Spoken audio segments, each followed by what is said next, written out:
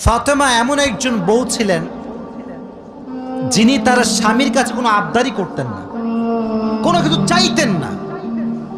তো একদিন স্বামী আসছে, আলী এসে বলছে, এই ফাতেমা, তুমি আমার কাছে কোনো কিছু চাও না কেন? কিচ্ছুই চাও না, আমি চাই তোমাকে দিতে, তুমি নিতেই চাও না। আজকে তুমি এমন একটা কিছু চাইবা যেটা খাওয়ার জিনিস হবে, আমি তোমাকে নিয়ে এসে খাওয়াবো, আমি তোমাকে নিয়ে এসে। তো ফাতেমা বলছেন, না দরকার নাই। কি দরকার? থাক না, কোনো প্রয়োজন নাই। তো আলী আজকে নাসরবান্দা, না আমি খাওয়াই ছাড়বো আজকে, বলো কি খাবা। তো চাওয়ার একটা লিমিটেশন আছে। উনি বললেন, আমার কিচ্ছু লাগবে না, জাস্ট বাজার থেকে একটা আনার নিয়ে আসবেন। কি নিয়ে আসবেন?